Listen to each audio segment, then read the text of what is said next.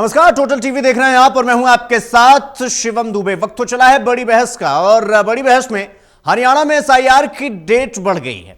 हरियाणा में एसआईआर की प्रक्रिया पूरी करने का आज आखिरी दिन था। हरियाणा में एसआईआर की डेट अब बढ़ चुकी है।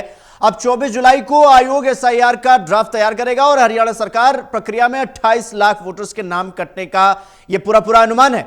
वोटर लिस्ट के स्पेशल इंटेंसिव रिवीजन यानी एसआईआर कैंपेन का आज आखिरी दिन था और हरियाणा के वोटर्स के लिए अब जो है आखिरी मौका बचा है। सभी वोटर्स अपने अपने डॉक्यूमेंट्स चुनाव आयोग की वेबसाइट पर जाकर मदद कर सकते हैं या फिर जमा कर सकते हैं। हरियाणा में मतदाता सूचियों का घर घर जाकर सत्यापन हो रहा है। बीएलओ 15 जून से 14 जुलाई तक घर घर जाकर डॉक्यूमेंट्स जमा कराएं और वोटर सत्यापन और गणना प्रपत्र एकत्र करने का काम चल रहा है। आज इसी मुद्दे पर हम चर्चा करने वाले हैं। चर्चा में कौन कौन से मेहमान शामिल होंगे उनसे भी आपका परिचय करवाएंगे।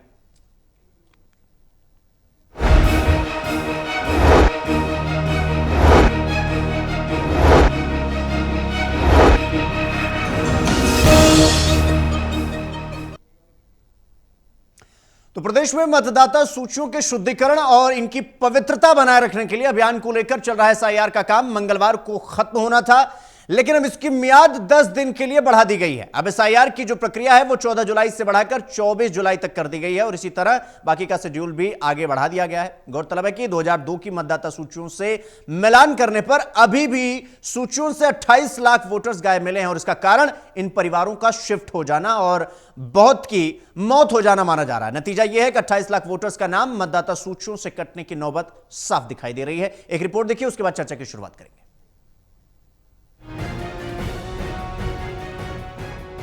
प्रदेश की करीब 3.25 करोड़ की आबादी में 2 करोड़ 6 लाख वोटर्स हैं। 2002 की वोटर सूची के नए आंकड़े मैच किए जाने पर अब भी 28 लाख वोटर्स ऐसे हैं जिनका सत्यापन नहीं हो सका। बीएलओज की पूरी कोशिश के बाद भी 28 लाख वोटर्स गायब हैं। या तो इनमें बहुत से कहीं शिफ्ट हो गए या फिर कई की मौत हो चुकी है। पानीपत में तो सबसे ज़्यादा समस्या यह है कि यहाँ पर बाहर के आदमी ज़्यादा हैं जी, और वो ज़्यादातर किराए पर हैं। जिस मकान में उन्होंने वोट बनवा रखी थी, इस टाइम वो अपना मकान दूसरी जगह शिफ्ट कर लिया, दूसरी जगह किराए पर लग गए, जिससे वो ट्रेस आउट नहीं हो रहे बीएलओ को। इसमें हमारे को ज़्यादा समस्या आ रही है। गौरतलब है कि प्रदेश के औद्योगिक जिलों पानीपत, गुरुग्राम, फरीदाबाद और रोहतक जैसे जिलों में रह रहे असंख्य परिवार ऐसे भी हैं जो 2002 की मतदाता सूची में शामिल रहे अपने माता पिता या दादा दादी के वोटर होने का सबूत पेश नहीं कर सके। उन्हें नई सूची में अभी नहीं जोड़ा गया है। हालांकि सर के 1 महीने के अभियान के आखिरी दिन 14 जुलाई को चुनाव आयोग ने 10 दिन का समय और बढ़ा दिया है। यानी अब सर की प्रक्रिया 14 की जगह 24 जुलाई तक जारी रहेगी। ये नहीं कहता कि मैं कहूंगा और वो बढ़ जाएगी, और या हमारे नेतागण जो है, हमारे अध्यक्ष जी हैं, हमारे जनरल सेक्रेटरी साहब हैं, हमारे नेता विपक्ष है कि वो इस बात से राजी होंगे, ये भी मुझे नहीं पता। तो इसलिए अभी तो 14 तारीख है। हाँ, मैं अपनी तरफ से जरूर ये मांग रखूंगा कि भाई तारीख बढ़नी चाहिए। जो लोग अब 2002 की बेस लिस्ट, जिनका 2002 में कहीं भी भारत में उनके माता पिता का वोट नहीं था, उनके किसी रिश्तेदार का वोट नहीं था, तो उनको तो आप और मैं समझ ही सकते हैं कि ये लोग बाहर से आए हुए लोग हैं। तो जैसे जैसे एक प्रदेश में सैचुरेशन आती रही तो इन्होंने धीरे धीरे अगले प्रदेशों की तरफ मूव करना शुरू कर दिया और आज हरियाणा में भी मैं मानती हूँ कि एक अच्छी संख्या घुसपैठियों की है जिसमें हम सबको मिलकर काम करना पड़ेगा। संशोधित तारीखों के मुताबिक ड्राफ्ट पब्लिकेशन अब 21 जुलाई के बजाय 31 जुलाई को होगा।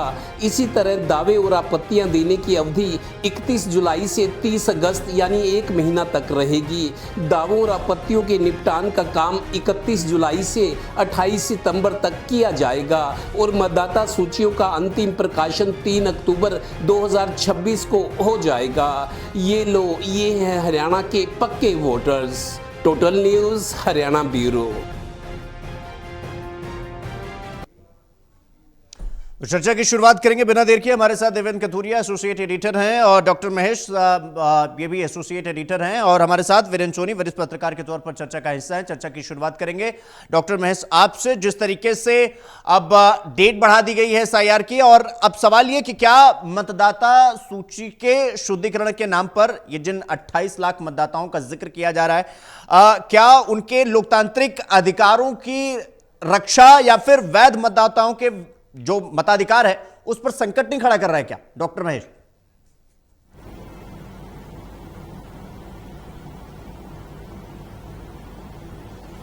देखिए शिवम, अगर किसी भी चीज की सत्यता को जांचना है तो फिर एक कसौटी पर उसे खरा उतरना पड़ेगा। यहाँ पर अगर फर्जी वोटों को खत्म करना है, ऐसे लोग जो अभी इस दुनिया में नहीं है लेकिन जिनके वोटर लिस्ट में एग्जिस्ट करते हैं, उनके नामों को हटाया जाना जरूरी है। तो एक पूरी व्यवस्था यहाँ पर कायम की गई। कसौटी क्या है? वो कसौटी तारीखों के तौर पर, आइडेंटिफिकेशन के तौर पर अलग अलग व्यवस्थाएं यहाँ पर दी गई, वैकल्पिक व्यवस्थाएं दी गई। और तमाम व्यवस्थाओं के बावजूद अगर हरियाणा प्रदेश में 28 लाख वोट ऐसे हैं जो कि या तो अपने एड्रेस पर नहीं है, या अभी अनआइडेंटिफाइड हैं, या वो अब इस दुनिया में नहीं है, तो काफी सारी ऐसी चीजें जो कि फर्जी वोटों के तौर पर भी आप इसे देख सकते हैं। इसके अलावा जो घुसपैठिए हैं उनकी संख्या भी इस 28 लाख की संख्या में शामिल हो सकती है। तो अभी उसकी वैलिडिटी की जांच करना बेहद जरूरी है। एक पूरी व्यवस्था यहाँ पर कायम की गई और उस व्यवस्था के तहत 28 लाख वोट ऐसे जो अब तक जिनकी पुष्टि नहीं हो पाई है, या जिन्हें कहें कि जो एक व्यवस्था यहाँ पर खड़ी की गई थी बीएलए को लेकर, बीएलओ को लेकर, तमाम राजनीतिक दलों के प्रतिनिधियों को इसमें शामिल किया गया था। ये कोशिश की गई थी कि जो वोट अब तक नहीं पहचाने जा सके हैं उनकी पहचान किसी तरीके से संभव हो पाए, तमाम में ये व्यवस्थाएं की गई। लेकिन बावजूद इसके 28 लाख वोट अब तक हरियाणा प्रदेश में कह सकते हैं कि अनआइडेंटिफाइड जो वोट है वो अभी तक देखने को मिल रहा है, जिसे काटा जा सकता है। एक वैकल्पिक व्यवस्था 10 दिन और इसमें जोड़ दिए गए ताकि कल को किसी भी तरह के आरोप प्रत्यारोप जो है चुनाव आयोग पर नहीं लगे। अभी दामन जो है वो दागदार नजर आ रहा है चुनाव आयोग का, और काफी सारे प्रदेशों में जिस तरीके से विपक्षी दलों ने चुनाव आयोग पर हमले किए, उसके बाद मुझे लगता है कि अब ईमानदारी साबित करना यहाँ चुनाव आयोग के लिए बेहद जरूरी हो चुका है। और उसी ईमानदारी को साबित करने की कोशिश के तौर पर आप इसे देख सकते हैं। अतिरिक्त समय यहाँ पर दिया गया और मुझे लगता है कि कोई व्यवस्था यहाँ की फिल्ट्रेशन करना होता है, चीजों को समयबद्ध तरीके से पूरा करना होता है। तो ये मानकर हम चल रहे थे कि इसे एक्सटेंड तो किया जाएगा ही, क्योंकि जितनी बड़ी संख्या में लोगों के वो करते नजर आ रहे हैं। तो एक स्टेप बाय स्टेप जो प्रोसेस है वो यहाँ पर देखने को मिलेगा। मुझे लगता है कि वही सब कुछ आगे बढ़ता नजर आ रहा है। स्टेप बाय स्टेप पहले जो है काम को निपटाने की कोशिश की गई, फिर ये तय हुआ कि कितने जो वोट हैं वो अभी तक उनकी पहचान नहीं हो पाई है। उस आंकड़े के साथ ही अब उसे घटाने की कोशिश की जाएगी। किस हद तक घटा पाएंगे ये देखना होगा, लेकिन बहुत बड़ी संभावनाएं मैं नहीं देख रहा कि 28 लाख वोट में से बहुत ज्यादा कोई वोट वापस रिस्टोर हो पाए। इसकी संभावनाएं बेहद कम है। ठीक है, ठीक है महेश जी, मैं आपके पास आऊंगा। देवेंद्र, जिस तरीके से अब ये कहा जा रहा है कि भाई 28 लाख वोटर्स ऐसे हैं जिनका आमतौर पर आइडेंटिफिकेशन तो कर ही रहा है मतलब चुनाव आयोग पूरी तरीके से, और ये कह रहा है कि भाई जिसमें मतलब चुनाव आयोग की इसमें जितनी मदद हो सकती है वो मदद जो है मतदाता खुद सामने आए और वो करें। सवाल ये कि जिस तरह से अब ये कहा जा रहा है कि भाई डेट बढ़ा दी गई है, क्या सत्यापन प्रक्रिया में, आइडेंटिफिकेशन प्रक्रिया में, रजिस्ट्रेशन प्रक्रिया में कहीं पर कुछ खामी नजर आ रही है आपको, या फिर वाकई में आपको लग रहा है कि नहीं अभी तक फिलहाल एसआईआर करने की प्रक्रिया में चुनाव आयोग ने हर पारदर्शिता दिखाई है और उसके बावजूद भी 28 लाख ये नाम बचे हुए हैं? देवेंद्र, देखिए शिवम, मोटी मोटी बात यह है, हरियाणा की आबादी 3.25 करोड़ है और वैलिड वोटर्स जो हैं 2 करोड़ 6 लाख के आसपास हैं। अब इनमें 28 लाख वोटर्स लापता है, गायब है, उनका पता नहीं है कहाँ है वो। तो मेरी आज इलेक्शन का नायब तहसीलदार होता है हर जिले में, मेरी आज बात हुई, उनका ये कहना है कि ये जो 28 लाख वोटर्स का पता नहीं लग रहा है, इसकी सबसे बड़ी वजह आपको ये बताता हूं, हरियाणा में 23 जिले हैं, 23 में 12 जिले ऐसे हैं जो औद्योगिक केंद्र बन चुके हैं। दिल्ली से सटे हुए आपके गुरुग्राम बहुत बड़ा इंडस्ट्रियल हब बन चुका है, फरीदाबाद, झज्जर, रेवाड़ी, रोहतक, सोनीपत, पानीपत, पंचकुला, हिसार, ये औद्योगिक क्षेत्र है जहां हजारों और लाखों की तादाद में प्रवासी मजदूर रहते हैं। क्योंकि 23 जिलों में आधे जिले ऐसे हैं जो बड़े शहर हैं, जो मैंने नाम गिनाए हैं, वहां बहुत सारी, पानीपत की बात करूं, टेक्सटाइल सिटी देश दुनिया में, यहां करीब 2.5 से 3 लाख प्रवासी मजदूर काम करते हैं फैक्ट्रियों में। एक देखिए 2002 की लिस्टों का मिलान आज के साथ हो रहा है कि 2002 में किन्होंने वोट डाला था वो अब आगे वोटर रहेंगे। तो उसमें देखिए उस दौरान कोरोना काल भी आया जब हजारों की तादाद में मजदूर यहां से पलायन कर गए। उसके बाद मंदी का भी दौर आया, कुछ और स्थितियां भी ऐसी आती है। उस चुनाव अधिकारी का ये कहना है कि सबसे बड़ी दिक्कत ये जो 28 लाख वोटर्स लापता है, गांव में इतने नहीं है, गांव में वोटर्स ठीक है, 5-7% फर्क है गांव में। जो जिन्होंने 2002 में वोट डाला था, जिनके बाप दादा माँ बाप भाई बहन थे, परिवार का कोई सदस्य है, उसकी प्रूफ देकर उसकी आइडेंटिफिकेशन का, गांव में ज्यादा दिक्कत नहीं है। दिक्कत शहरों में है जहां औद्योगिक केंद्र है, जहां प्रवासी मजदूर है हजारों की तादाद में, लाखों की तादाद में।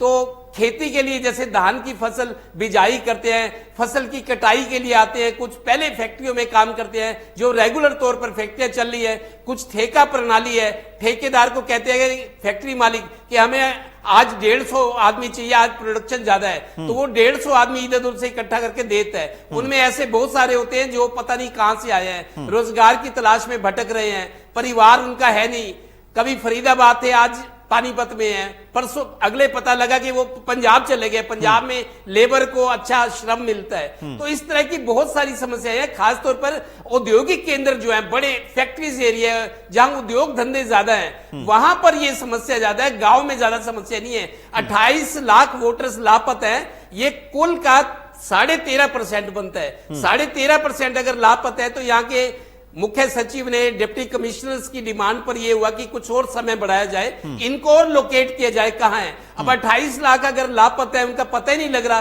तो 10 दिन में कितने पता लग जाएंगे? 1 लाख 1.5 लाख, तभी ये आंकड़ा बहुत बड़ा रहने वाला है जिनका पता नहीं वो है कहां। ठीक है देवेंद्र, मैं आपके पास आऊंगा। वीरेंद्र जी, जिस तरीके से अब 10 दिन की जो मियाद है ना वो बढ़ा दी गई है, इसलिए कि भाई पता करो और बाकी के कहां चले गए, पलायन कर गए या फिर किस तरफ गए हैं, तो कहां हैं, फिजिकली जाकर सारा कुछ मतलब सारा पैमाना लगाने के बावजूद भी 28 लाख अभी भी ऐसे हैं जो नहीं मिल पा रहे हैं। सवाल ये कि क्या ये जो पूरी चुनाव आयोग की SIR प्रक्रिया है, क्या वो प्रभावित हो रही है, या वाकई में 10 दिन की मियाद इसलिए बढ़ा दी गई कि ठीक है भाई जितने मिल पाते हैं उनका रजिस्ट्रेशन करो, या फिर जितने मिल पाते हैं उनका नाम दर्ज करो और उनको ले आओ अपने पते पर, उनको ले आओ रजिस्ट्रेशन प्रणाली में। इसको किस तरीके से आप देख रहे हैं वीरेंद्र जी? देखिए, पूरे देश में जो ये प्रक्रिया अपनाई गई है, इसका उद्देश्य तो पवित्र है, इसमें कोई दो राय नहीं है। भाई जो लोग अपात्र हैं उनके नाम मतदाता सूची में शामिल नहीं होने चाहिए।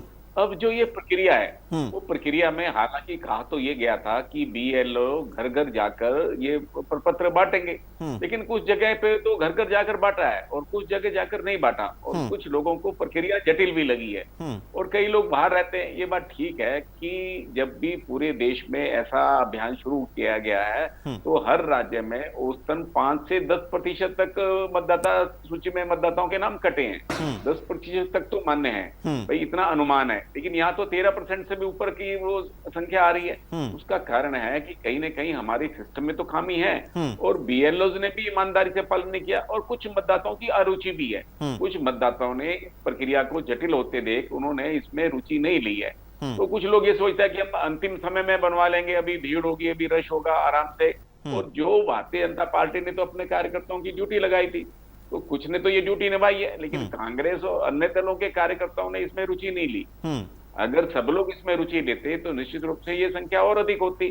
तो इसमें मतलब जो 28 लाख जो संख्या आ रही है ये नहीं आती। अब 10 दिन के अंदर कितना हो पाएगा, और BLO कितनी ईमानदारी से काम कर रहे हैं। और देखिए, कहा तो ये गया था कि BLO घर घर जाकर फॉर्म भी कलेक्ट भी करेंगे और देंगे भी, लेकिन ऐसा हुआ नहीं है। वो एक निश्चित स्थान पर बैठ गए और वहीं पर उन्होंने फार्म बांटे और वहीं पर फार्म प्राप्त किए। बिल्कुल, तो BLO की अपनी समस्या है, उनकी अपनी प्रक्रियागत कठिनाइयां हैं, तो इसलिए अब 10 दिन का समय बढ़ाया गया है। इससे उम्मीद की जानी चाहिए कि इसमें और तेजी आएगी, और लोग जो लोग रह गए हैं वो इस मतदाता सूची के लिए अपना नाम दर्ज कराएंगे। हाँ, ठीक है वीरेंद्र जी, मैं आपके पास आऊंगा। डॉक्टर महेश, मतलब वो कहते हैं ना, पूत के पांव पालने में दिखाई देते हैं। अब सवाल यह है कि जिस तरीके से भी वीरेंद्र जी ने कहा कि भौतिक सत्यापन बड़ा जरूरी हो जाता है, फिजिकली जाना, पता करना, सब कुछ करना, एक ये पैमाना, दूसरा भाई अपना जो डिजिटली पैरामीटर है उसको फॉलो करना, और तीसरा एक सवाल है कि ये जो बहुस्तरीय सत्यापन प्रक्रिया है उससे भी जांच करना और उसके बाद किसी निष्कर्ष पे पहुंचना। सवाल नंबर एक, क्या वो फॉलो हो रहा है? सवाल नंबर एक। और दूसरा ये कि क्या जो ये एसआईआर प्रक्रिया की समय सीमा बढ़ाई गई, क्या ये संकेत है कि ये जो सत्यापन प्रक्रिया था ये पर्याप्त नहीं था अभी तक, या फिर इससे पूरी प्रक्रिया पर, पूरी पारदर्शिता पर, क्या विश्वसनीयता पर सवाल नहीं खड़ा होता क्या डॉक्टर महेश?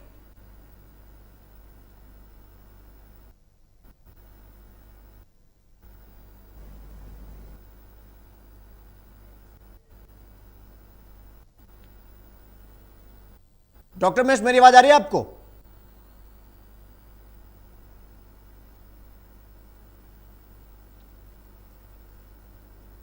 डॉक्टर महेश, आपकी आवाज नहीं आ पा रही है। मैं थोड़ी देर में इसको ठीक करा के मैं आपके पास आता हूं। देवेंद्र, वही सवाल आपसे है कि जिस तरह से फिजिकली जाना, उनसे मतलब उनसे मिलना और उसके बाद सत्यापन करना, फिर डिजिटली उनको उनका जो है पैरामीटर के आधार पर उनको वहां चेक करना, और उसके बाद जितनी भी मैंने कहा कि मतलब ये बहुस्तरीय जो प्रक्रिया है, एक तो उसमें क्या ये जांच पड़ताल करने के बाद ही 28 लाख का नंबर आया है, दूसरा ये सवाल कि अगर तो इस तरीके से समय सीमा बढ़ा दी गई तो क्या ये इस बात का संकेत नहीं है कि भाई भौतिक प्रक्रिया या फिर ये जो सत्यापन है ये अधूरा या पर्याप्त है, मतलब पर्याप्त हो पा रहा है? मतलब एक तो ये सवाल हो गया, और दूसरा ये कि क्या विश्वसनीयता पर सवाल नहीं खड़ा हो रहा है क्या देवेंद्र? देखिए शिवम, आपको सच बात और जमीनी बात बता दूं मैं, क्योंकि बहुत करीबी है मेरे कुछ लोग जिनकी ये ड्यूटी लगी है। मैं आपको बता दूं, वो घरों में नहीं जा रहे। कहा ये गया था कि BLS घर घर दस्तक देंगे, घर घर जाएंगे, ऐसा नहीं हुआ है।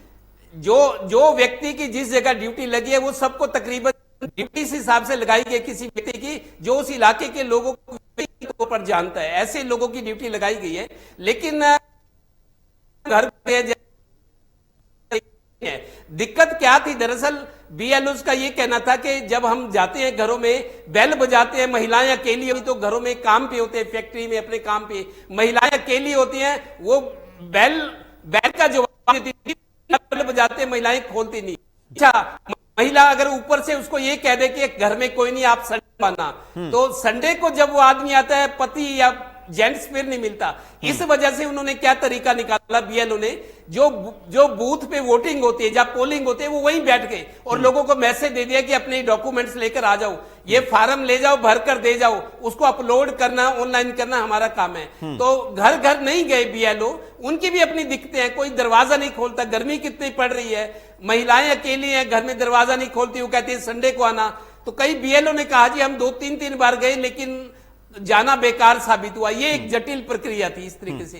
तो मतलब दूसरा फिर उसमें यह है कि कई लोगों ने फार्म डिस्ट्रीब्यूशन किया है, जिनको फार्म दे दिया, फार्म ले लिया, वो भरने से डरे हैं, भाई अब तो ऐसा ही आ रहा है, मान लो वो पात्र नहीं थे, वो डरे हैं, पता नहीं कहीं तुम्हारे खिलाफ कार्रवाई ना हो जाए। फार्म तो ले लिया, फार्म उन्होंने पकड़ा दिया, लेकिन फार्म को भरकर वापस नहीं कर रहे। कुछ लोग ऐसे 2-4% हो सकते हैं जिनको ये डर, क्योंकि वो अपात्र होते हुए या कोई खामी होते हुए उनको ये डर है कि कहीं हमारे खिलाफ कार्रवाई ना हो जाए, इसलिए वो पर्चा वापस, फार्म गणना पत्र प्रपत्र कहते हैं, वो भरकर वापस नहीं कर रहे। तो ये बिल्कुल सही बात है, BLO घर घर नहीं जा रहे, समस्याएं हैं। तो अगर 10 दिन की डेट बढ़ाई है तो कितना काम हो जाएगा? मेरे को नहीं लगता कि 28 लाख की संख्या कोई 22 लाख पे आ जाएगी। 50,000, 70,000, 1 लाख, 1.25 लाख, यहां तक अंतर हो सकता है, लेकिन 13.5% का भी वो है वोटर्स जो लापता है, गायब है, जिनके बारे में पता नहीं लग पा रहा। खासतौर पे बड़े शहर जो औद्योगिक केंद्र बन चुके हैं, वहां दिक्कत ज्यादा है। ठीक है देवेंद्र, मैं आपके पास आऊंगा। डॉक्टर महेश, जिस तरह से चुनाव आयोग की SIR की जो प्रक्रिया है, जिसकी ये रिस्पॉन्सिबिलिटी है कि भाई मतदाता सूची जितना त्रुटि रहित बनाया जाए उतना अच्छा है, उतना ही पारदर्शिता साफ तौर पर दिखाई देती है, लेकिन मेरा सवाल यह है कि क्या उतना ही यह सुनिश्चित करना नहीं है कि एक भी वोटर ऐसा ना हो जो वैलिड हो और रजिस्ट्रेशन प्रक्रिया में या फिर चुनाव आयोग के SIR लिस्ट में ना हो? यह भी चुनाव आयोग को सुनिश्चित करना होगा, इसकी भी जिम्मेदारी होगी। और क्या फिलहाल के आधार पर पूरी पारदर्शिता और जवाबदेही के साथ काम किया जा रहा है डॉक्टर महेश?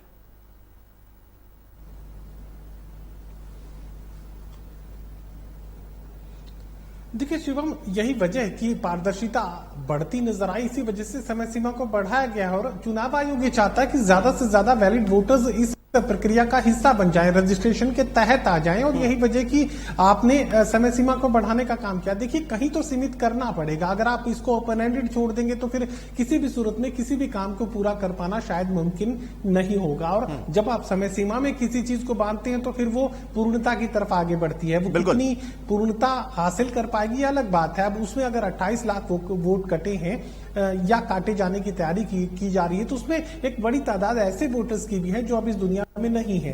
उनके परिजनों ने अपने वोट को वहां से नहीं हटाया है, ये सूचित नहीं किया है कि ये जो वोटर है अब इस दुनिया में नहीं है, जिसकी वजह से उनके वोट लगातार एग्जिस्ट करते रहे, वोटर लिस्ट में उनके नाम लगातार दिखाए जाते रहे। और इन वोटों का फर्जी भुगतान भी हर एक चुनाव में किया जाता रहा, चाहे लोकसभा चुनाव की बात की जाए और ग्रामीण क्षेत्रों की बात की जाए तो पंचायती चुनाव में भी काफी ज्यादा इन वोट्स का इस्तेमाल किया जाता है। तो ऐसे वोटर्स की संख्या भी है जो अब इस दुनिया में नहीं है। लेकिन ये मानकर चलिए, पारदर्शिता कायम करने की कोशिश के तौर पर मैं इसे देखता हूं कि 10 दिन और बढ़ाए गए हैं। उसके बाद भी अगर 10 दिन और बढ़ा दिए जाएं तो मुझे नहीं लगता कि कोई बहुत बड़ा परिवर्तन आने वाला है। पहला ये कि जो दूसरे राज्यों से आए लोग थे वो वापस चले गए या ड्यूअल वोट।